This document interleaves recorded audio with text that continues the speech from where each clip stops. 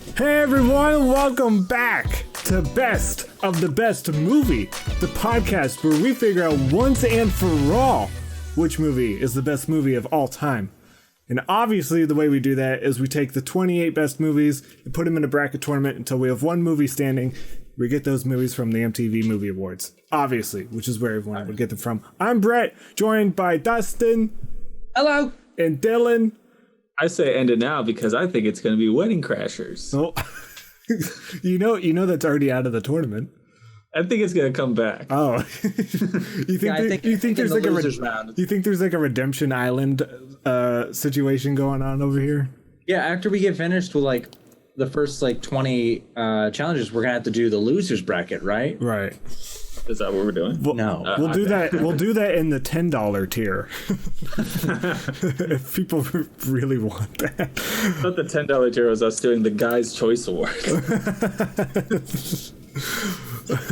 $10 tier is Hottest babe. Oh! The $10 tier is just we do this video entirely again, but without shirts. Yeah, that's the $10 tier. Sitting, this room is very hot right now. God, it's crazy what's going on in this room. Crank a fan on. It would ruin the audio. We're suffering for art. I think everyone would be fine if you guys turn a fan on. I have fans going on right now. Well, we don't have fans, so whatever. Okay. Does it look better if I talk to this camera that's recording, or like naturally talk to your? I think naturally talk to him, who's right here. Why don't you guys do what I do and just have all of my OnlyFans account opened, and then the breeze really comes in of all those pics. So are these OnlyFans accounts that you're running, or that like? No, you get it. I'm subscribed to. That would be really funny. What? You should make an OnlyFans account with just pictures of fans. I'm sure it's been done before. It's still funny. I don't care. Okay, guys, if you're listening, take that idea. Make an OnlyFans account where you upload pictures of fans, and then credit us. But I don't even care if you credit them. You put little sexy boobies on. Okay, now you took it too far. Too far. I'm not a fan of it. Put like a butt on it. Have you guys seen any movies non-tournament related lately? We're in the middle of watching one right now. We paused. Related to this movie, kind of. Don't feel like saying what it is, or I thought you were gonna ask. No, Zodiac. Never seen it, but I want to see it. What? How'd you never see it? I saw some of it. Some of it. You saw some of it. It was not. You didn't see it all. Now it's some of it. Didn't. You're kind of coming in and out. Okay. I saw the whole thing. Okay, get off my back. I saw the whole thing. I have to post out the action figures. Now that we say that, I might have seen the whole thing, and I might have just forgot it, but I don't think I did. I only remember the choking scene or stabbing scene. What happens in that movie? I only remember the carrot scene. The carrot scene. Are you talking about Shoot 'Em Up? Oh yeah. A movie I do not enjoy. What is Cathedral? We're not. Okay. It has a sound effect called Cathedral. Well, how's Zodiac? It's good. So good that we paused it to talk for an hour about two other movies. Well, why'd you start it before recording? I have bad timing, okay? He was playing it before I even got home. Wow. Well, I haven't seen any movies. Oh. Sorry. Other than the two we're talking about, which, talking about two movies, if we were in an alternate universe where we were doing the Oscars, Gross.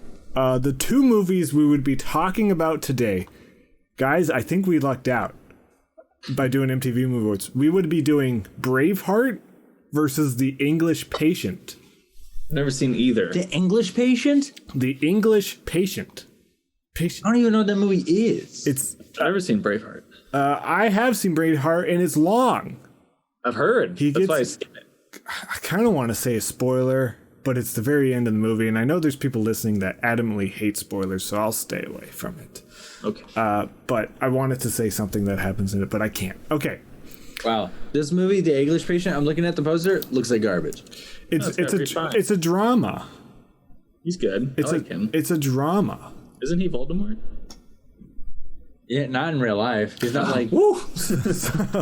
you can say Ray Fiennes' name. That's the difference. You say his name. He didn't even play Voldemort in the Lego Batman movie. Sorry for the spoilers. What? A spoiler. You wouldn't reprise the role? Who did?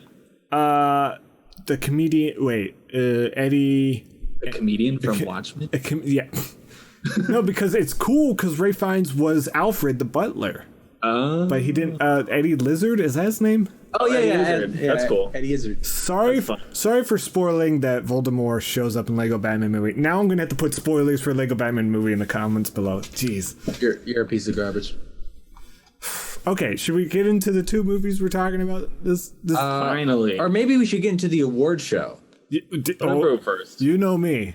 I'll always go into those first. So we're talking about 1995 and 1996. So, guys, I need to preface something here, and I hope no one is upset with me. These award shows are nowhere online. I could not find the whole thing. I honestly think anything before 97 is just not on YouTube or online at all. I can find clips. I'll be talking us down, bro. I'll be talking about what I saw, but I should have had the forethought to record these when I was younger, when I was 3 years old. No, that's okay. We're gonna be looking for a new host for this show because we need someone. I will tell you what I saw. I saw bits and pieces of it. Okay. So let's go in chronological order, starting with the 1995 MTV Movie Awards. Any guesses on the hosts? Plural? Host, 1995. Was it the cast of the Flintstones movie? I just want to say there's a 0% chance you're going to guess either of them. So it's not the cast of Flintstones. George Clooney? He was there. He was a presenter. That's good. He was there. Bart Simpson? I'm thinking of popular 90s things. Yeah, okay, you're on the right. No, but Dylan, you're on the right page of popular 90s things. Here we go. Pauly Shore? No. Jenny McCarthy? Okay, female. I'm liking that. Okay, lady 90s. Britney Spears? No. She's way too young. But think TV. Carmen Electra? No. Paula Abdul? Christina Applegate? No. All right. I don't know. I was trying to get you to Friends. I was trying to get you to Friends. Courtney Cox? Courtney Cox and the guy everyone thinks of when they think of Courtney Cox, John Lovitz. What? What a great pairing. Those two presented. Let me just get into the musical numbers real quick. So TLC sang Waterfalls. That's a good one. Rip. The Ramones sang the best song from a movie melody. The Ramones were around? The Ramones' best song from a movie melody. Don't know what that means. It doesn't have a link, so it's not an actual song, so I'm assuming it was some sort of bit. They must have did the score from one of the nominees for that. But also, like, the Ramones did an award show? But I think they also did a bit, because it sounds like they mashed up all of the songs from movies. I don't know. That's cool. I like that. These are the two performances I did see. Boys to Men sang Water Runs Dry. Very good singers, just a guitar and them singing. And then I thought this was funny. The Blues Traveler sang Runaround, which when Courtney Cox said Blues Travelers, the whole audience stood up and were so excited that the Blues Travelers were there. They were excited about Boys to Men, but boy, oh boy, they were excited about Blues. That was a big band at the time. Did they date? Did they? Blues Traveler guy and Courtney Cox date? I don't know. Am I thinking of something else? No, Blues Traveler guy is, no offense to the man, but it's a very, very heavy set man. Saying Courtney Cox can't date. I'm not saying she can't. I'm saying she wouldn't. I will say she did look like a complete babe in the clips that I saw. Like early Friends, Ace Ventura, Courtney Cox is. Yeah, so the few clips I saw, it was like the 1995 MTV Movie Awards Part 8 and Part 9 is what I saw. No other parts were online. Wow. The best parts, just like the soft. So their bits seem to be their bits seem to be like whenever they talked about the movie of the year, they kind of did the thing where they sporadically talked about the movie of the year, and then they had a sketch for each movie. The two I saw were for Pulp Fiction and Interview with a Vampire. The one for Pulp Fiction, I was so lost. I didn't know the people in the clip, so I had no idea who they were, if they were comedians or sports people. I don't know what they were. And they were just kind of reciting the lines from the movie. They weren't being too funny. They were just like being extra. They were just like, you know what they call a cheeseburger, a quarter pounder in Paris? A Royale with cheese. And I was like, what is happening? It was like this very... You know, it'd be funny if we take this dialogue word for word, but just say it. Goof. It was a very Italian guy. I'm not good at doing an Italian accent, but he was just like, a Royale with cheese. And I was just like... But what did he look like? Italian? I don't know. He didn't look like anyone I knew. He didn't look like anyone I knew. I don't know this guy. But they mixed two scenes. So then they kind of cut... They like showed the back seat, and there's someone sitting in the back the whole time, kind of getting to the Phil Lamar part. Spoiler: Phil Lamar's in Pulp Fiction. Yes, this will be a spoiler for Pulp Fiction. But they started talking to him, me not understanding any of the jokes. I don't know who the guy is. I felt like they kept referencing something I don't know. The only thing I found funny is that when he shoots the guy in the back, he doesn't shoot him in the head. He shoots him in the hamburger. And so his hamburger goes hamburger goes all over the place, red all over the window. They have lettuce in their hair. And they're like, did you just shoot him in the hamburger? I had no idea what was happening, but it was very funny. That's great. I love that. Okay, then the parody of Interview with a Vampire, it was Adam West. I have to say, I'm really glad we didn't have to watch that movie. It was Adam West as the vampire. I don't know who he was parodying. And I think it was someone else from the Batman show as the interviewer. I think it might have been the Riddler, because he said the word riddle, and he was being very... That's a clue. He was being very extra. He was very acting weird. I was like, he was either the Joker or the Riddler. But Adam West said, I am a vampire or a Batman. And he said it very Adam Westy, and I thought it was funny. But then when he went to bite the interviewer, it said, words came up and it said bite. Which was funny to me. I guess they haven't really found their voice yet. Was this the first? No, this wasn't the first one. This was not the first one. Okay. Took them a few years to get it right. Okay, other than that, I have no idea what happened. But yes, it's as good as mine. Let me get into the awards. Yes. The Lifetime Achievement Award went to Jackie Chan, which I was gonna say I think we're all behind it. Also, like pre-Rush Hour too. So I feel like we can give it to him again. I honestly think we could. He finally got his first Oscar. What is it? 2 years ago for the tuxedo. Yeah, they're like, hey, we messed up for the tuxedo. Yeah, I think it was the year that Foreigner came out. They gave it to him for Lifetime Achievement, and I think it was the first Lifetime Achievement Award given to a Chinese filmmaker. They give those the Oscars? Yeah, they make very special exceptions, I think. So, Best New Filmmaker went to Steve James for Hoop Dreams. Haven't seen that one. Oh, man. Oh, okay. Best Dance Sequence. We got a lot of heavy hitters here. It obviously went to John Travolta and Uma Thurman for You Never Can Tell from Pulp Fiction. But beating out, Arnold Schwarzenegger in Tia Korea from True Lies. The lady from Wayne's World? Yeah. Oh, wow. They also beat out the Brady Bunch gang. Oh, wow. Man, the Brady Bunch movie is so funny. For the Brady Bunch movie. It really is. And they also beat out, can you believe this? Jim Carrey, Cameron Diaz for The Mask. What? The best dance sequence in history. And Dylan knows what I'm talking about. Yeah. What? Because there's a bunch of gangsters or bank robbers after The Mask because he just ruined their bank robbery. And the main guy is like, who did this? Who killed my guy? And the guy looks out the window and goes, the guy dancing with Tina. Not saying, the guy with the green mask. The guy with the green face. The guy. Tasmanian devil stuff.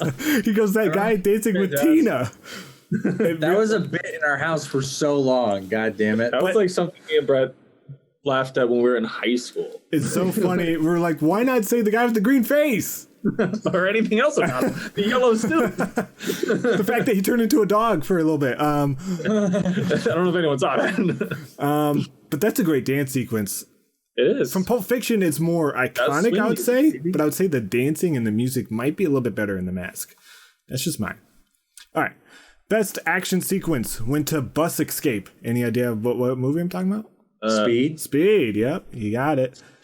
Best Kiss. Best Kiss went to... Also Speed. Speed was nominated. Best Kiss went to Lauren Hawley and Jim Carrey for Dumb and Dumber. They had a very crazy kiss scene. Their acceptance speech was weird because I think they were married at the time, and he was just talking about how much he loved her. And there was I always will. And there was a weird moment. This is hard to watch. The clip's online where Cameron Diaz and some other guy are presenting the award, and the presenter goes to kiss Cameron Diaz, and she's kind of like no. And then he kind of does he puts his back to the camera and kisses her. It looks like it's a fake kiss, but I can't tell. Didn't look like Cameron Diaz was into it. Very awkward to watch.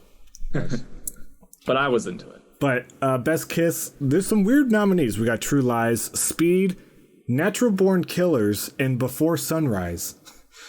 Wow. I didn't realize Before Sunrise was that popular with the MTV crowd. Best Song from a Movie went to the Stone Temple Pilots with Big Empty from The Crow. Okay. I mean, it's beating out a lot of heavy hitters. Girl, You'll Be a Woman Soon from Pulp Fiction, and Can You Feel the Love Tonight from Lion King. What? Wow. I know, right? Well, they probably thought it was lame. It's a kid's movie, dude. You say that, but it's nominated a lot. Best Comedic Performance, obviously, went to Jim Carrey for Dumb and Dumber. Beating out Jim Carrey for The Mask, which is a crime to me. Beating out Adam Sandler for Billy Madison. And Tim Allen for The Santa Claus. Mm. Best Villain went to Dennis Hopper for Speed. Ooh, I approve. Anything Speed. But beating out Jeremy Irons for The Lion King. Best On-Screen Duo went to Sandra Bullock and Keanu Reeves for Speed. Beating out Dumb and Dumber and Pulp Fiction and Natural Born Killers. What a great year for movies. What a great year for Dumb and Dumber. Breakthrough Performance went to Kirsten Dunst for Interview with the Vampire. She wins this award and will later host. Remember? In 2002. That's fun. Said I'll be back. Getting into a little bit of the Guy's Choice Award, Most Desirable Female. Oh, yeah. Went to Sandra Bullock for Speed. Yeah. Wait, this was the Guy's Choice Award was around? No. I'm just saying the category is very creepy, kind of like the Guy's Choice Award. Oh, it's there's a category. Okay. The category is Most Desirable Female. That's not my personal opinion coming out, because Cameron Diaz from The Mask should have won, or even Halle Berry from The Flintstones. Oh, yeah.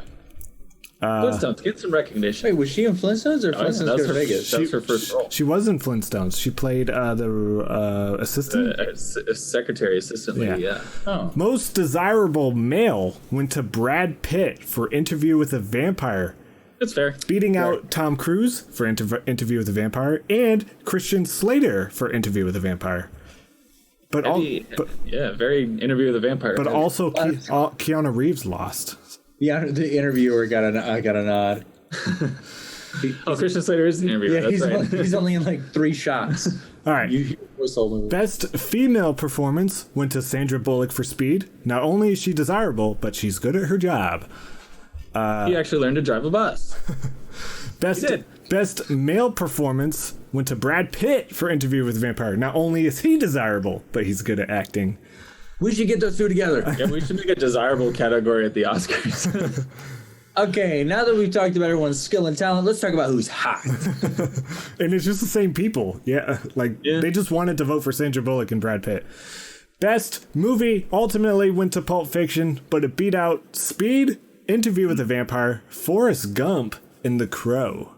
Gotta say, you would not hear any complaints from me having to watch Speed. But that being said, I'm very glad I rewatched this movie. Do you think Speed should have won? It's one of the best movies ever made, as far as I'm concerned. Really?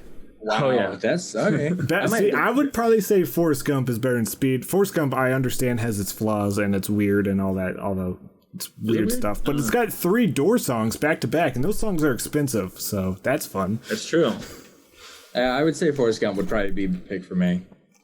So that's all I know about the awards. I know It's probably the shortest of all. Oh, well, here we go. So that's all I know about the awards. Let's get into the movie itself. Pulp Fiction, Tarantino's second feature-length film. Mm-hmm. I think so. I guess. Yeah. Yeah. Wait. Does 4 Rooms count? Does Jackie Brown came out after this? Yeah. Yeah. Okay.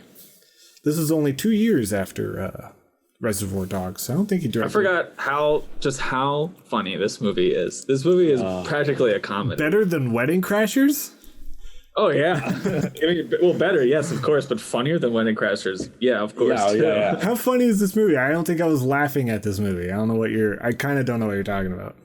There's so many great lines, like It's just like the dialogue, man. Like it's so easy to get just like drawn in to what everyone always says about Quentin Tarantino movies is the dialogue, but this one more than others, it just seems like it's so easy to get like seduced into these conversations where you're just like so like involved and like you're just like so honed in. I don't know. The actor who played the main antagonist of the film and Ving Rhames? Ving Rhames. His delivery with some of these lines is so goddamn funny. When Bruce Willis asks, I have no idea what you guys are talking about. when Bruce Willis asks Ving Rhames, he's like, "You okay?" He goes, "No." He's like, "No, I'm far. What is it? I'm pretty fucking far from okay." Yeah, I'm pretty fucking far from okay. I was not laughing during that scene at all. No, that scene is not funny. That scene's not funny. I don't think I had any moment. I'm not saying I hate this movie. I like this movie a lot, but I'm not laughing at this movie at all. I know you're a big Quentin Tarantino fan. Where does this hold for you? I will say this is. I don't know if I'm a huge Tarantino fan. I think you used to. I'm a huge. I mean, Kill Bill. I love Kill Bill Volume 1, 2. I don't care about. Django Unchained. I absolutely loved. I mean, I love Reservoir Dogs. Death Proof. Yeah, Grindhouse. I love a lot of his stuff. Almost all of his movies have certain scenes that I am falling asleep during, though. I don't know why. Every single one of his movies. I don't think other than Death Proof. He does have very long and drawn out movies or scenes in movies. I think maybe the only exception to that might be Django. I feel like that one's pretty action heavy or like forward. There's some. There's some. But when they are talking, it's usually important. When they first meet Leo's character, and there's like a lot of scenes where they're just talking to him. Yeah, that's the movie starts to drag there. But we're not talking about. Let's Pulp Fiction wise. Yeah, I think the only scene that happened for me in this movie is, right after one of the most iconic scenes where Jules kills, rest in peace, Brett. When he kills him, that huge speech from the Bible, I strike down fear's vengeance, and then it cuts to just Ving Rhames delivering the scene to just Bruce Willis's face for a long time, and it's just like, I get it, like he'll go down, I get it, and I know he's talking about pride, but it's just right after this exciting scene to listen to him just talk and it's just Bruce Willis's face, just like. Yeah, it's a creative choice, and the movie looks great. So even just that scene is the red bar behind him. Oh yeah.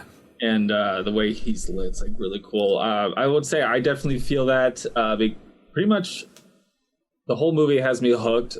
And it's leading up, and I'm so drawn in. And it's one of the most exciting parts in the movie is when they have to save Uma Thurman's life by injecting her, and then immediately next. What? That's really early on. It was much earlier on than I thought. Yeah. Yeah. There's not to sidetrack what I was saying. There's so many memes in this movie, but we'll get to that later. But it's right after that scene, that whole movie is pretty exciting, and then it kind of comes a little bit to a halt with the Bruce Willis stuff when explaining the watch, even though that scene's very funny. Yeah. And where the movie really, it doesn't fall apart for me because I still do enjoy it all the way through. But I would say the part where it dips before coming back up towards the climax is definitely the whole scene in the hotel room with Bruce Willis and the girl. I almost can't stand that blueberry pancake scene. Yeah. But it gives you it's such a good reason for him to go back to the apartment. It is they pretty. Really set it up. I remember rewatching this movie. Actually, this week both movies Kate had opted out. She watched all the movies with me. She didn't have any. She's seen Pulp Fiction. I've shown it to her before, but she didn't have any interest in rewatching either of these. Just putting that out there. But rewatching this movie, I was like, wow, almost every single scene in this movie is iconic. I would say that's what we said. We said yeah, the same thing. It's like you're kind of waiting for that break to be like, oh, I don't really remember this part, but you're like, oh no, this is like iconic, and then the next scene, oh, this is iconic, and then it's just like even the dance, like before that, everyone remembers the $5 shake conversation. Everyone, I mean, I always remember that long shot of him just walking around the restaurant, like I'm not sure if everyone else remembers that, but like it was just like, man, it's just like nonstop. That's the only thing I didn't remember is that blueberry pancake scene. I didn't remember that at all. I do remember seeing his dingle dangle every now and then. That was fun. You can see his wiener a couple times. That's always fun. I wish they do show. I get why. You want to see more? yeah. I want to see more of that ding dong. But I was gonna say the boxing match. I almost wish we saw it, but at the same time, I'm kind of glad we didn't in a weird way. I love that we didn't see it because this look on Bruce Willis's face when he finds out the guy died is really nice. That's true. I want to ask you guys though, what is this movie about? What's the meaning of this movie? I mean, what happens or like thematic? Like, what's the moral of this movie? Watching this movie, I realized it's one of the most stylistic and vapid fucking movies I think I've seen in a long time, and I loved it. It's like I couldn't tell you what this movie. No, I have no idea what the theme is. Maybe that's the point. I don't know. I think this is pure exhibition. True, and that sometimes that's great. I think honestly, I'm not saying it's bad. I'm just saying I couldn't take something. I'm like, I don't know what this is about. I know it's about Hitman and stuff like that, but I don't know. Jules has a character arc, but I can't necessarily say his whole movie. Maybe if the movie was framed chronologically, it might be more about him, but maybe not. I think it might have, like, if I'm gonna try to extrapolate anything, I think it might have something to do with like Jules might be the center of like his speech may be the center of it, where it's like just these different characters. Where when he's having the conversation with Ringo, sitting across from him, and he's like, I've been saying this passage for so long, and it's just because I thought it was some cold ass shit to say. It's kind of like the movie. It's like I thought this movie was just some cold ass shit to watch. But then he started having this conversation where he's like, I don't know, maybe I'm the evil man, maybe you're the shepherd or whatnot. And he's like, the last line is like, but then I realized that it's like, maybe the world is evil, and like I'm the righteous, the wrath of the righteous man, and I'm trying to be the shepherd. Right. And I think that's all. I think that might be what the movie is that all these characters are constantly given choices to make where they can do the wrong thing, and they try to do the right thing, and then sometimes it pays off, like how it pays off with Bruce Willis, and sometimes it doesn't pay off, like with Vincent Vega. That's very true. I never thought of it that way. But in the end, I'm not a huge fan of Quentin Tarantino over the years. I think this is by far my favorite movie of his. This and Reservoir Dogs, I love, and I kind of like. I definitely like Django and Inglourious Bastards, and I even like Jackie Brown. But I don't. I cannot stand Hateful Eight. No. I couldn't even get through it. No, Hateful Eight was tough for me to watch. It has some exciting scenes, but to wait for those scenes are so boring. I guess if this is the. He hasn't necessarily done this type of movie as well, where it's like it's not. A hangout movie is the wrong word, but a movie where it's mostly people talking, and that's where the themes, as you were saying, and like the elements and the plot of the movie is really driven is people's conversations with one another, and it's so good. And there is another guy who helped write this movie, Roger Avery, I believe, so he should definitely get some credit too, probably, since this movie spawned so many like bad knockoffs. Like so many people were trying to replicate like this conversation style of movie, and it, like they all tanked. This movie's the only one to ever do it right. Not even Quentin Tarantino's tried doing it again, except for maybe Death Proof, but even that is very different. I like Death Proof too. I love Death Proof. I like Grindhouse. Yo, When I watched this movie and I was like, oh, so this is how you make like conversations look and sound fucking cool. And I think to probably the most notable like dialogue director I can think of, Kevin Smith. yeah, they both came out around the same time. Some of his films, like the first Clerks 2, are both good. I think those movies where he's in what was it, Chasing Amy, I think that one's interesting. But like, I think both of them suffer from like leaning on that so hard, because one of my favorite Kevin Smith movies is Jay and Silent Bob Strike Back, because it's not a dialogue movie. It's a fucking goofy road trip movie. It's so stupid. I love that movie. Exactly. And probably one of my favorite things about Quentin Tarantino's later films, which is Django Unchained, is that it's not a conversation movie. It's like an action revenge movie. And I think that's the thing I really didn't like about Hateful Eight, and I didn't like about when I tried to watch Once Upon a Time in Hollywood.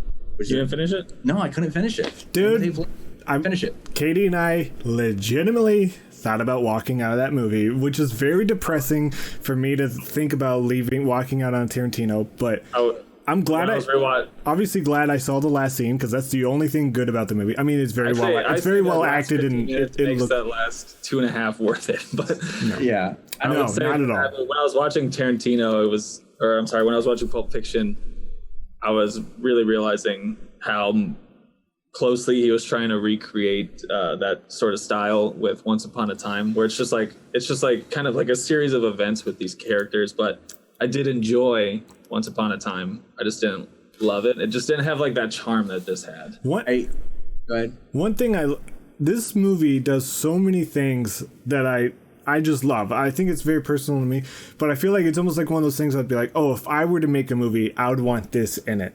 Like very random stuff, like the music for the opening changes halfway through. I just find that so much fun. It's very different for a movie to just be one song and then completely shift to Jungle Boogie. Plus, I love Jungle Boogie. That should be in more movies, but like that was very fun. Long, just like walking behind, like the camera just walking behind someone. Yeah. I'm not sure. Tarantino always steals from people, but he's known for that. Not stealing, but they say great art. What is this saying? Great artists replicate or something like that. Great artists steal. That's I love every scene in his movies where the camera's just following someone. Obviously, Kill Bill has one of the best scenes where she's just walking around that party house. I don't know what you call that thing, but this one, there's a couple scenes. One where John Travolta's walking around the restaurant. I think part of me just felt like he just wanted to show off his budget, because that restaurant is crazy, and I don't think it's real. Is that a real restaurant? Jackrabbit Slims? Yeah, I feel like they had to make that, because Reservoir Dogs had like no budget. It was just like in a warehouse. Well, that's the thing. The movie, I looked it up. The budget for this film is not big at all. It was $8 million, and $5 million of it went to the actors. Really? Well, that restaurant looks so good. It must have been a real restaurant. Maybe, but I do like the one shot of Bruce Willis sneaking into his apartment complex. That's what I was going to talk about. My brother always says he's a huge Tarantino fan, and he says if he ever meets Tarantino, he doesn't want to ask him all the questions that everyone's going to ask me, like what's in the briefcase, all this crap. He just wants to ask him how he made that shot possible, because there's a part where the camera Bruce Willis goes through a crack in the fence and the camera follows him, and it's so smooth, and he wants to know how that was done, because cameras back in the day are much bigger. It's not just like can't pass a Canon 5D through the fence. But there's also a point in that movie where he walks past the radio, and you don't know what it says. You can hear the words Jackrabbit Slims, but that always spawned the theory that John Travolta and Uma Thurman didn't win the trophy, but they stole it. I like that. That's funny. I don't know why. Like there used to be like on movie websites, you used to say you can hear them say on the radio that the trophy was stolen, but all you hear is it just sounds like an advertisement for Jackrabbit Slims. But I like that theory. I like the universe connecting to the Vega brothers, the Red Apple. I love it all. Big Kahuna Burger showing back and everything. I love all this stuff. Fun. I like this movie a lot. Fun. The amount of comedians that are in this movie is very Griffin, very fun. The lady from SNL. Two people. Phil Lamar, and then the guy who plays Brett. I don't know his name. Brad. Is it Brett or Brad? His name's We were talking Brett. about this. It's Brett. It's definitely Brett. Because he calls him Brad a And couple he starts times. calling him Brett halfway through, saying, "Say what again?" That whole. He's Brett in the credits, and here's a fun story that has nothing to do with Pulp Fiction, but it's very fun. So back in my college days, when I lived with Mike, some people know Mike. He had an Xbox 360, and we used to play the game Seen It a lot. It's like a digital version of Seen It. And if you get questions right, every now and then it'll be like, "Good job! Wow, way to go!" I got a question right, and it said, "Look at the big brains on Brett." And I was just like, we were blown away that the game knew I was playing, and then it took us a little bit to realize it was a quote from Pulp Fiction. But we were like, "What's happening?" And wait, listen, I didn't even do any drugs at that point, or at all. But we were both just like, "What?" I remember that being very fun. What is your favorite segment in this movie? Story part, whatever you want to say.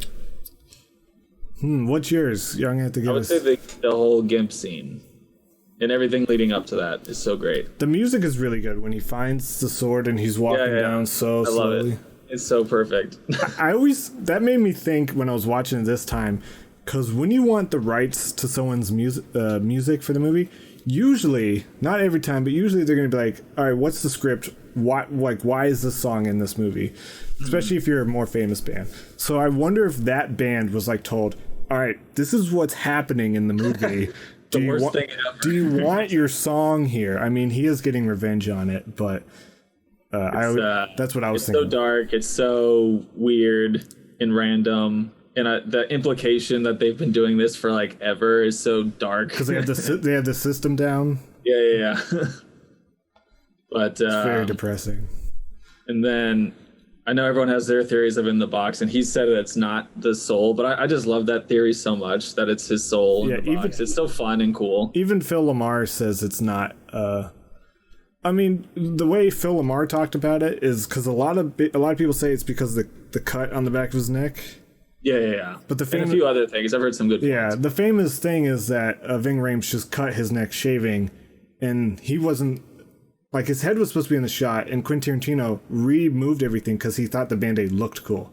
Yeah. And so he just put it in. So to think that Quentin Tarantino planned all that out is crazy. I mean, I personally just think it's gold. I think it's either like a famous gold statue or something, or it's just gold. It's like gold doubloons or something. Gold balloons? Yeah, gold balloons. It's just loose balloons that are gold. Or it's just something that's like only is known in that universe, because everyone who says it is kind of like, is that what I think it is? So it's like this thing that's unknown to our universe, but to theirs. I was watching this movie because there's always that theory. It's not really a theory. It's like something people look at, I guess. They say every time John Travolta goes to the bathroom, something bad happens. He goes to the bathroom and Uma Thurman's overdosing. He goes to the bathroom and he's shot to death by Bruce Willis. He goes to the bathroom and the place is held up. But there's one time him and Samuel L. Jackson go to the bathroom together to wash off the blood. Nothing really bad seems to happen. He needs to be with his buddy. He needs to be with Jules. Maybe it's good to be with your buddy. That's the theme of this movie. Also, I did love that he brought a book to the bathroom. Every time. Twice. Yeah. And that book, it's like, I was like, where was he holding the book at first? I guess he brought it into the restaurant with him, and he didn't like have a bag or anything. I just thought it was really funny. He put it in his pocket. Like the gun pocket. I did find it funny. The movie ends on kind of a high note with John Travolta and Samuel Jackson standing in the door, like looking all cool.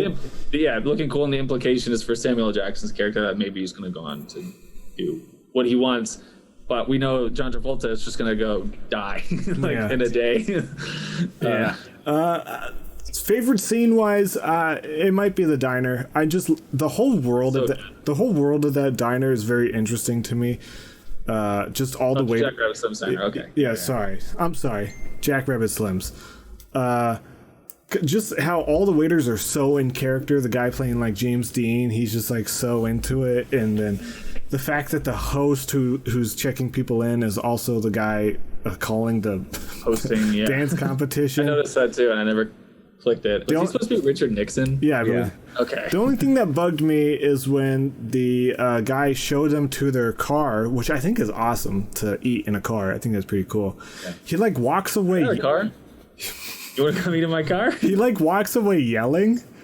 And I was like, how annoying would it be? I mean, he only does it at one time, but I'm assuming he does it every time he takes someone to their car or to their table. I was like, that'd be pretty annoying to eat at a restaurant where someone's just going, ah, ah. He had an ADR line of it. It was very funny. It's funny. It's fun to see old Reservoir Dogs people back, not characters, but people. That's fun. No Michael Madsen, but yeah. Yeah, out of all the like main characters, all the actors who were originally written for played them, except for Michael Madsen, who was supposed to play Vincent Vega. Oh, I did not know that. Yeah, he unfortunately he was already. Well, doesn't he play the brother, Vega brother in Reservoir Dogs? Yeah, I get. No, I think. Well, I think originally he was written to be the same Vega. Oh, okay. Yeah. But he signed up to do another movie. I can't remember the name of it. Species. Maybe not. But he was already. He was already stuck on. Species 2? Yeah, Species 2. That's Sin City. Sin City Species. Dude, that's a crossover I'd get behind. I think, but I don't think there's anything else to say about this movie. It's great. It's fun. It's great. It's 2.5 hours, but doesn't feel like it. Yeah. You know what? It did feel like that because I thought a great ending without even thinking of the beginning, because this felt like so many separate scenes.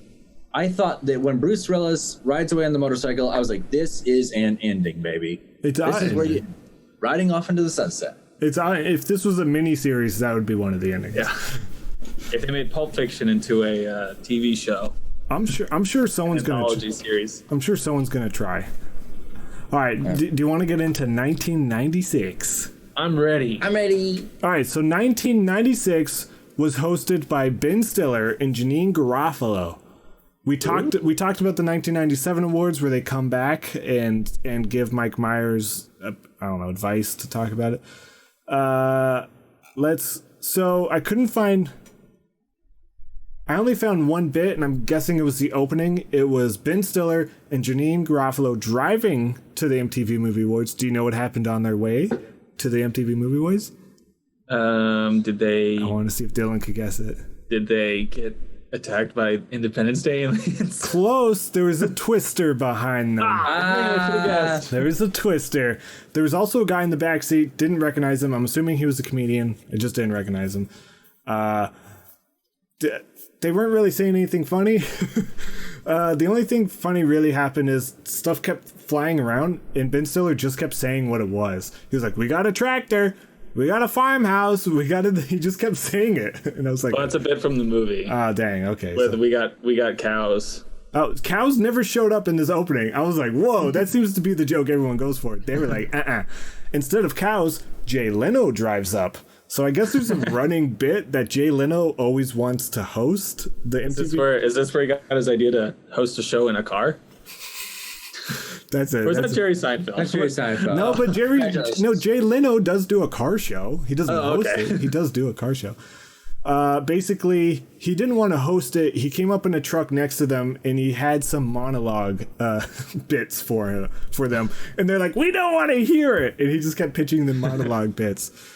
Can't think of anything else that happens. They kind of just say, "Hey, why don't we go get out of this car and go tie ourselves to the pole?"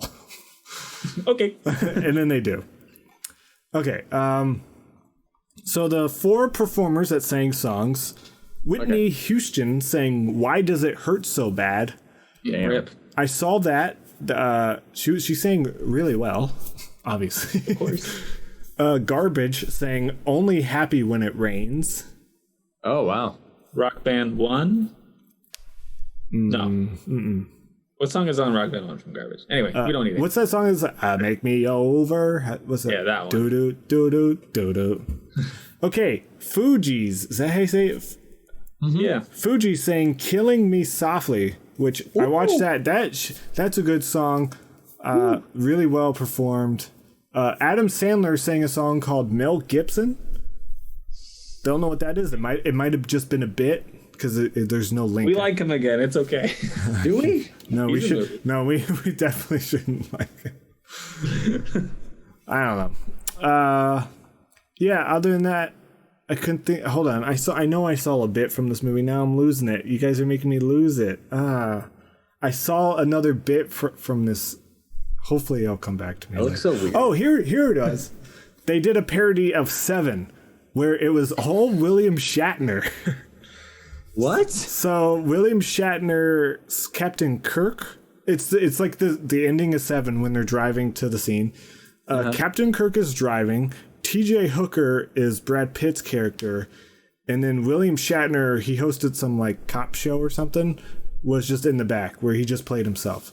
So they basically just reenacted the ending of Se7en, but with 3 William Shatners. I love it. And then That sounds hilarious. And then guess, if you haven't seen Se7en, I really don't want to spoil Se7en for you, but we're talking about it. Guess what was in the box at the end? Shatner's it was William Shatner's head, except it talked. And then obviously William Shatner was like, no. Oh no. That's all I got for you. That's all I saw of this. Let's get into the awards. Doesn't sound as good as last year's. Oh boy, you're going to love this. Guess who won the Lifetime Achievement Award? William Shatner. I'm guessing is it Kevin Spacey? Godzilla.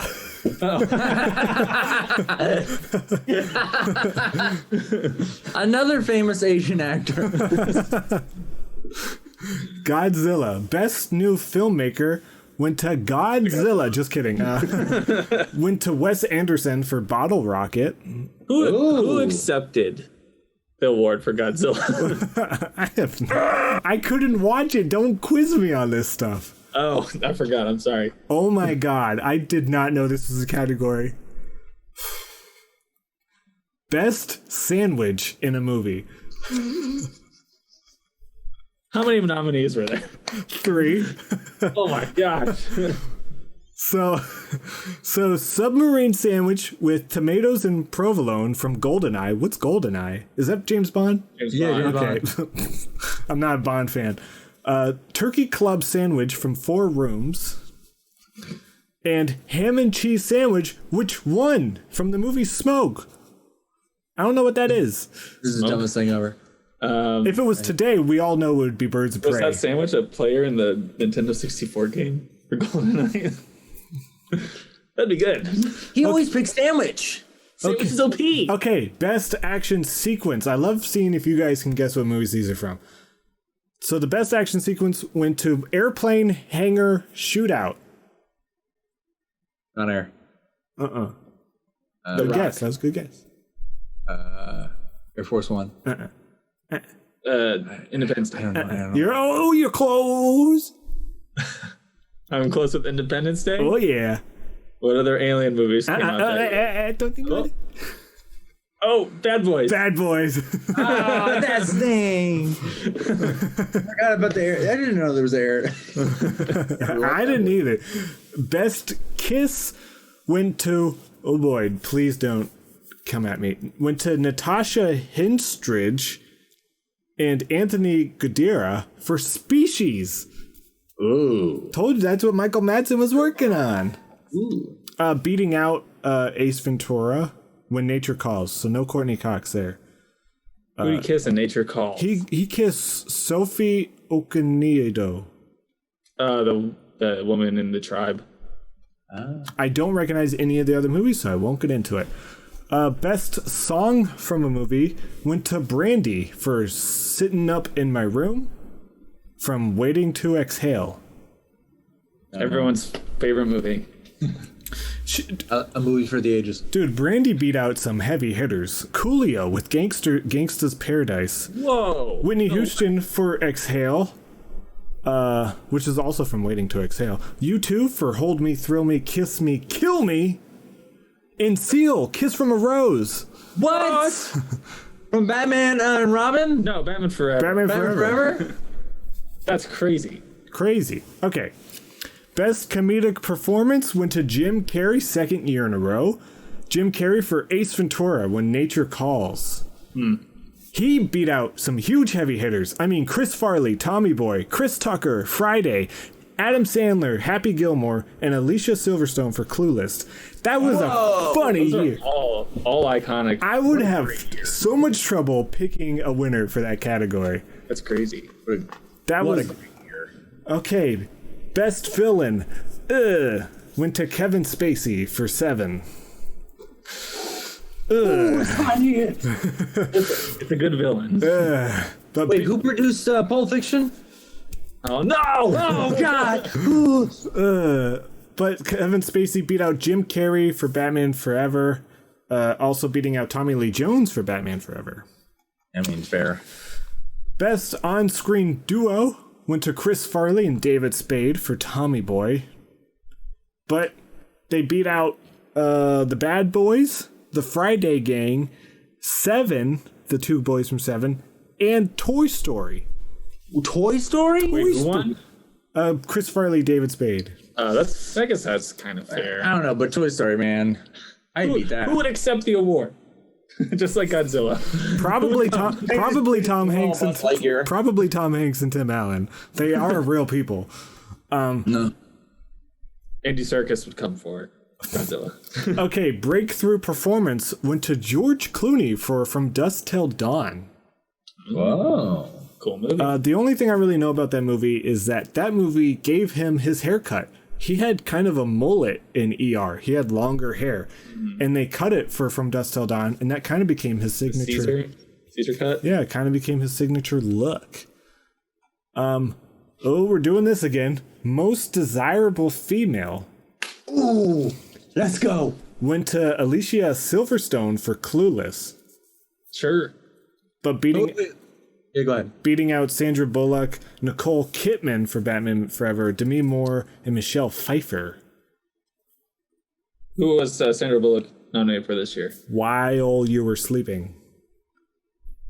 Who is it? Was Catherine Zeta-Jones? She was in She was not nominated. I don't know why you no, the woman from Dusk Till Dawn. Selena. That's Penelope Cruz. No, it's Oh no! I can see her face. I'm blanking on the name. I can see her face too. Oh, I know her name's Selma Hayek. Selma Hayek should have been nominated. Oh my god, that was breaking my brain there for a second. I was like, I know the name. Most desirable male went to Brad Pitt for Se7en. 2 years in a row. Yeah, it was 2 years in a row, beating out Antonio Banderas for Desperado, Mel Gibson, Braveheart, Val Kilmer, Batman Forever, or Keanu Reeves, A Walk in the Clouds. Wow, he beat out Some sexy people. Antonio Banderas. Holy shit. But Brad Pitt's pretty sexy. Yeah, but Antonio, he got that flair, man. He got that. Best female performance went to Alicia Silverstone for Clueless. Gotta give it to her for that one. Best male performance, not following the trend, we got a new person here, went to Jim Carrey for Ace Ventura When Nature Calls. Wow. Yeah. Beating out Brad Pitt for not Se7en, but for 12 Monkeys. Crazy times. We got a bunch of movies. Great year. There's a lot of movies happening. Opposite of this year. There's no movies this year. Okay, the best movie went to Se7en. It beat out Dangerous Minds, Clueless, Braveheart, and Apollo 13. Fair. Apollo 13's pretty good, but I like Clueless a lot. Lewis is good. I like Clueless a lot. I mean, Paul Rudd. Oh yeah. Ant-Man. Ants. So let's get into it. For the 1996 winner, Se7en, which is spelled differently on its own poster, its own DVD, its own Wikipedia, its IMDb. It's spelled differently everywhere. Yeah, they need to get together. And They need to either call it just the word 7 or the 7 with the 7 in the middle, or the numerical like the line slash Roman numerals. No, I don't think that's Roman numerals. What do you call it? Or tally marks. Tally marks. That's the word I'm looking for. Just getting that off my chest. This had a very scary Blu-ray menu. Oh yeah, that's right. It's really creepy. It's just the tally marks with really creepy music. Just putting that out there. Had a tough time dealing with that Blu-ray menu. Good thing you had to press play quick. No, I didn't. I was talking to Katie and I was getting spooked. Katie, stop! I can't remember which one. I think it might have been like one of the older original DVD prints of it. The menu had it was just like the pictures from the diaries with that music playing over and I was like, ooh. I don't want to I feel watch like there's a DVD that was the diary. Like the cake. Really? I think I had that at one point. Ooh. Pretty sure. So before I get into the movie itself, I had a huge issue with this movie that I don't know if it was like a technical issue or if it was my setup. I tried to fix it. I could not hear the dialogue in this movie like at all. No, I'm not saying like at all. That's a hyperbole. But the sound effects, I feel like such a grandpa. The sound effects were so loud and their voices were like either bassy or deep. And my volume was up. I'm not trying to complain. I even like changed it to voice so that way their voices were raised.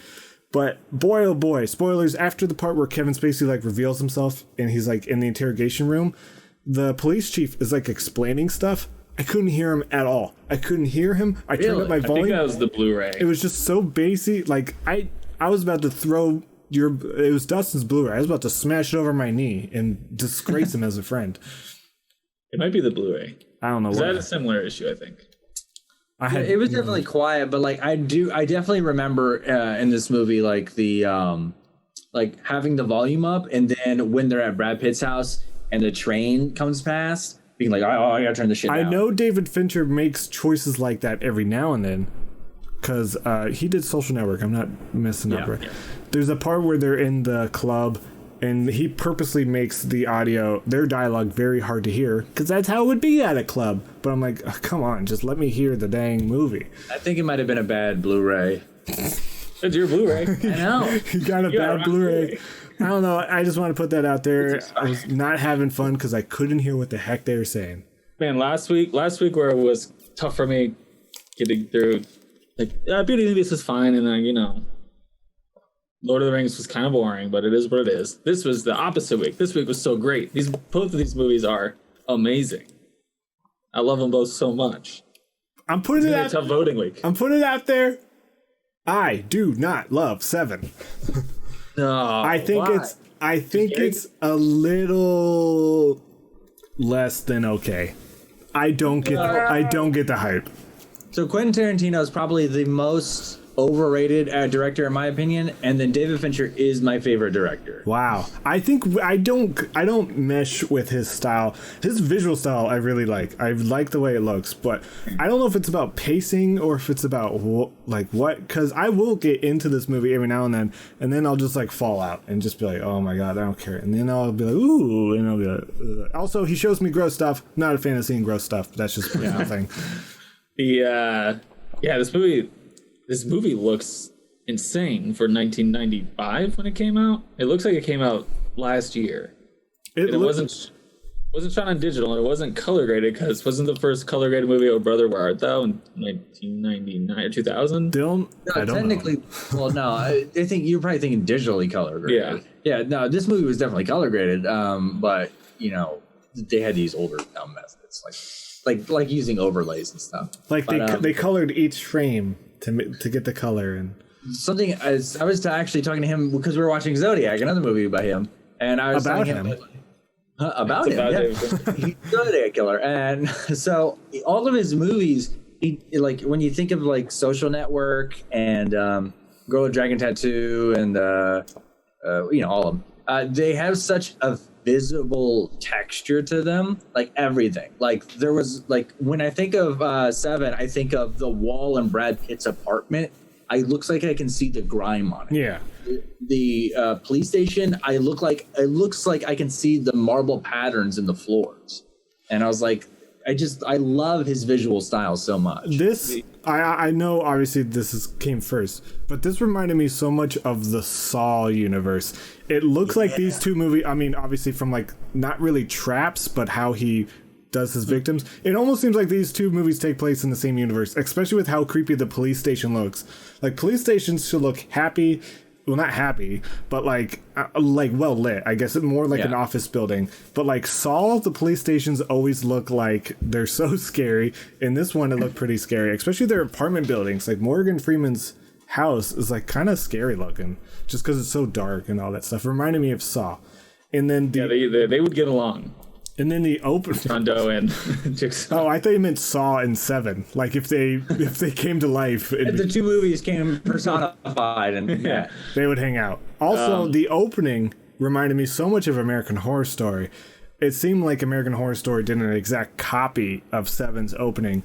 It even had like the text kind of like being all shifty and the music being like even though it was that song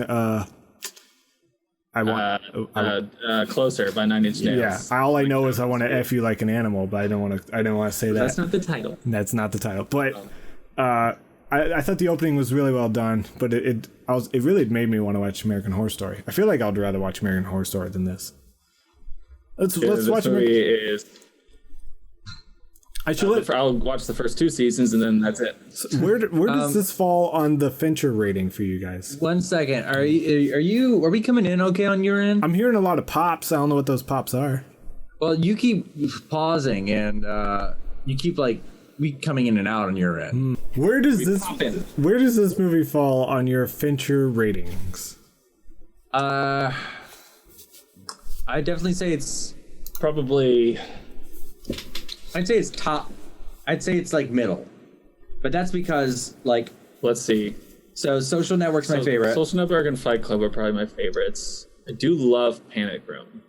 I'd say Social Network, Zodiac, and then I would say probably Gone Girl. Oh, fuck, I forgot about I'd say Gone Girl, and then this movie, Fight Club, and Panic Room all kind of occupy the same. It's like there's like a middle bucket for me. I've only ever seen. We're getting back into middle buckets. I do like the game a lot. The game is really good. The game's on the bottom for me. I think that's probably the lowest, but it's also like I like it a lot. I would say this is 4 because you got Gone Girl, Social Network, Fight Club.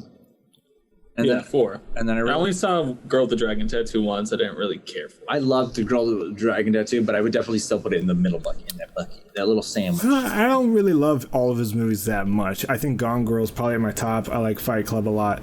But other than that, Social Network, I was so wishy-washy. I really liked the way it looked, but I absolutely hated the ending, and I didn't like certain aspects of that movie. Yeah. How, I don't know. But... Yeah, since I don't like this movie as much as you guys, so I should probably let you guys talk about it because you guys.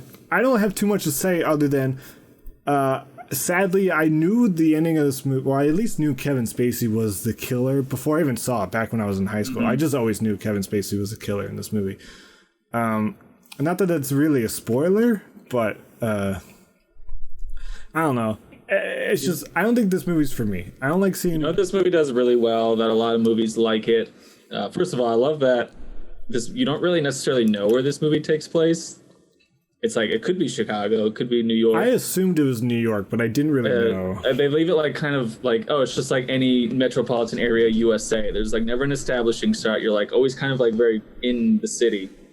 Oh, I also always knew it was Gwyneth Paltrow's head in the box. Yeah. That was always spoiled. Yeah.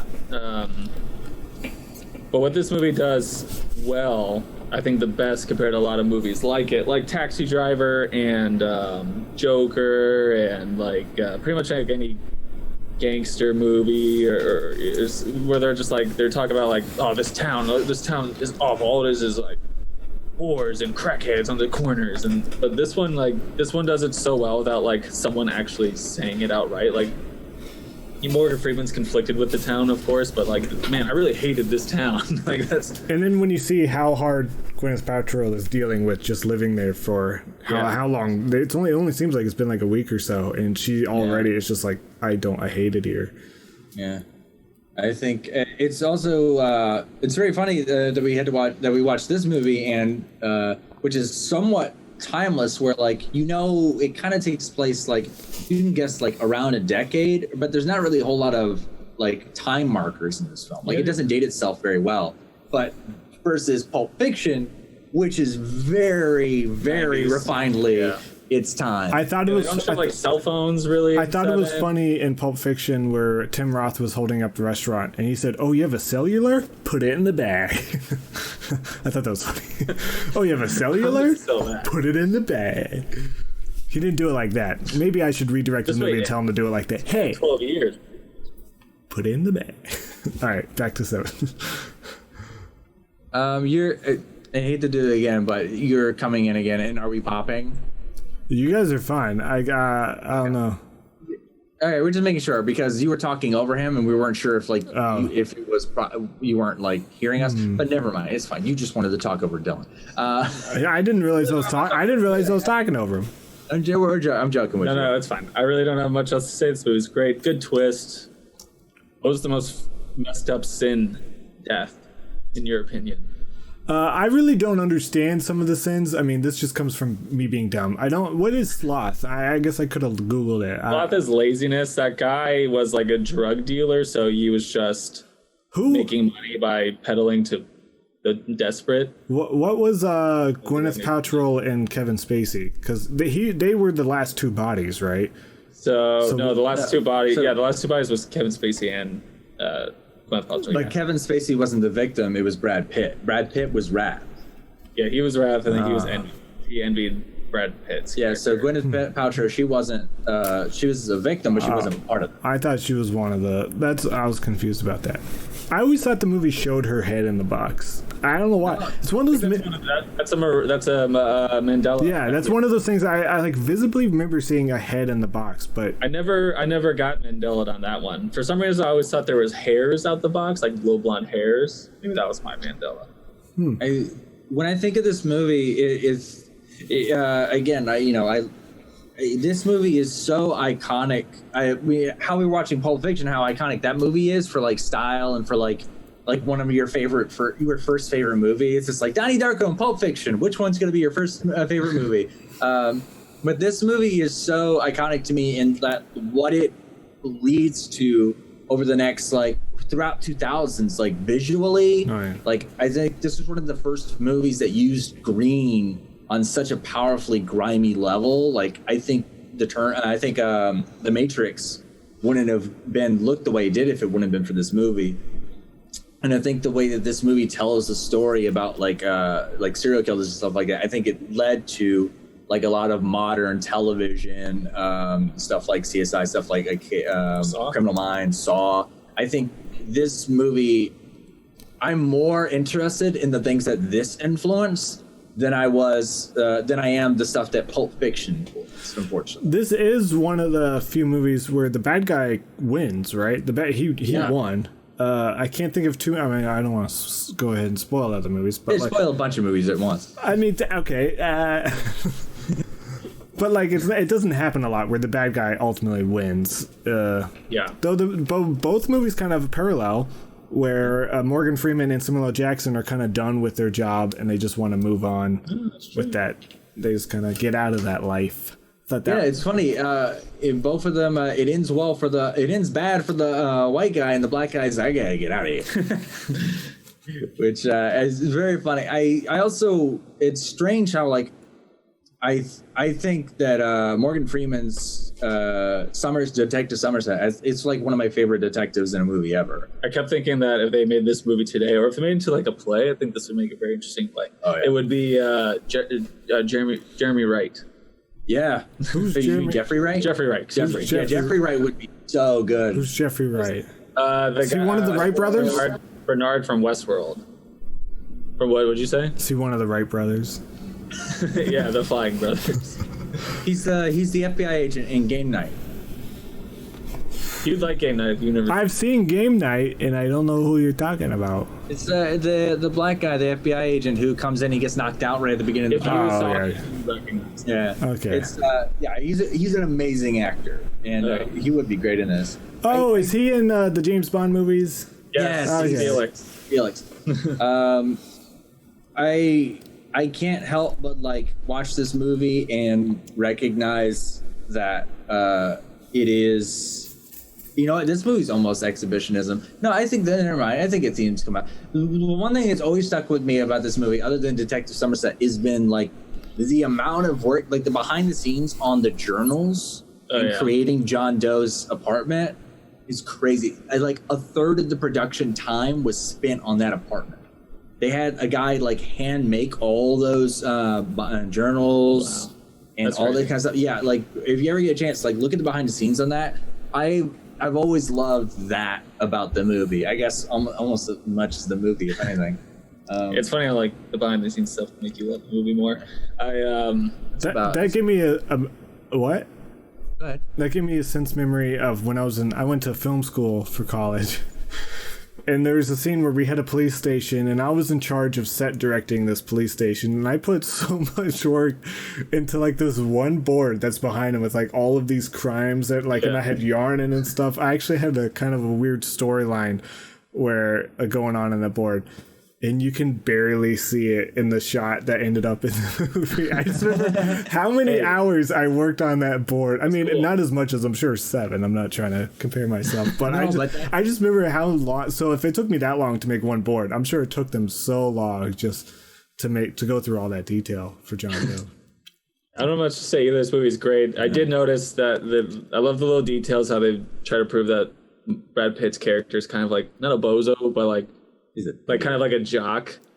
One thing, there's several small instances that the camera doesn't necessarily focus on, or the script that he does. But the one I can remember specifically is Morgan Freeman asks for some more wine, and instead of putting it in a wine glass, he just puts it in a cup. Like, I just thought that was so funny. And there's little things like that sprinkled through all that shows that he's kind of like a bozo. Also, another really interesting parallel is that Quentin Tarantino is a director who almost always only directs projects that he writes. David Fincher almost never writes for a project he directs. Write something, coward. That was interesting to see the credits. Like, I feel like all these movies, you see the director's name pop up a lot before you get to the director. But this one, it's just he just directs it. That's interesting. I mean, it's nuts. He knows his place. It was a good week. 2 great movies. So I mean, you guys know my thoughts about Se7en. So my vote obviously is for Pulp Fiction. This is probably nostalgia speaking, but I love this movie. I love the soundtrack. I love the way it looks. So my vote will be for Pulp Fiction. Just putting that out there. This is tough. This one's tough for me. This is your guys' first tough pick. I mean, it's been easy for me. This is the first tough week. I will say. I think. Go ahead. Yeah, you go ahead. I think, and this is not by any landslide whatsoever. It's definitely a tough decision, but I think just by like that much, I might have to say Se7en. Ooh. So Dustin, you're the tiebreaker. You're the tiebreaker. Now I'm the tiebreaker. You don't need to listen to Dylan and I. Just vote for what you think with your heart. The best movie is. Either way, I'm not going to be mad. Yeah. With what I have to watch again. If I had to think about these two movies, like not thinking about like which one I'd rather watch again, which one's better? Yeah, just which one's better. It's like I gotta say, this is peak Quentin Tarantino, Pulp Fiction. I gotta go with it. Wow. It's the best movie in his This Se7en is not the best movie in David Fincher's catalog, and it's going up against. You did say you like what Se7en influenced more. I know, but that's the thing. Is like I also like what Lord of the Rings has influenced more than Lord of the Rings. Narnia. But I think. I just can't. I cannot get a single scene in Pulp Fiction out of my fucking mind. Every single scene is burnt into my fucking mind, and I'll never be able to forget it. And I just think it's a better movie. First ununanimous. Yeah, this is the first time it's not a landslide. You did it. 2 votes. We're at odds with each other. 2 votes for Pulp Fiction, 1 vote for Se7en. So Pulp Fiction will be moving on to round 2. Se7en making history here. Not the first. It got a vote. It was the first losing one to at least get a vote. Yeah, 1 vote. Yeah. Yeah, I mean, Se7en's like it's such a close tie, but it's like Se7en's also shorter. 7 is shorter, but I'm not basing it on that. Yeah, I know. The tiebreaker for me is that like, while I both think they're both amazing movies, I really it's like I watch Se7en almost every year, but I think I could watch Pulp Fiction almost every month. It's just fun. I think you need to put on in the background. Fun fact. If you need to. Se7en, you have to kind of focus. Yeah. Fun fact for me. What did you say? Pulp Fiction used to always be our Christmas Eve movie. For some reason, HBO used to always show Pulp Fiction at 10 o'clock on Christmas Eve. And so we would always watch it, and it would obviously roll Why into 10 o'clock? I don't know. It happened every year. HBO used to do it. So Because it rolls into Christmas. Yeah. wow, we are on a bad delay, us two, because we are. It's this weird delay. Very hard. Yeah, to it's coming in strong already. You know, we've been having problems with the internet the last few days. I've been having. It's my problem. It's my fault. I'm sorry. it's our problem. It's our problem. Hey, you want some money? You want some cash? It's our problem. Well, before we fix our internet, I think we should talk about which two movies we're talking about next week. Ooh. This is fun. The bracket was made completely random, but we just so happen to be talking about the second ever winner of the MTV Movie Awards versus the second to last. So it's kind of this weird bookend. I like it. So we are talking about from 1993, A Few Good Men. Okay. Ooh. I've never seen it. Me neither. None of us have seen this First. movie. I'm excited. Versus 2018's Black Panther. Ooh. Yeah. This is going to be a fun week. Yeah, so I'm really excited to rewatch Black Panther and watch A Few Good Men for the first time. Should be. I saw Black Panther 3 times in theaters. Oops. We get it. I saw it once. Sorry. This was movie pastime, so I was just like, whatever, I'll go to a movie. I want to watch it 3 more times. All right. That's back before they limited how many times you watch a movie. Yeah. All right, guys. Well, thanks, Dustin Dillon, for joining me. Thanks, everyone, for watching. Let me know in the comments which movie you thought should have won or which movie you think's going to win next week. Or what's a movie? Yeah. What's a movie? Hey, tell us in the comments. What's a movie? What's a movie? We'll see you next time. Bye.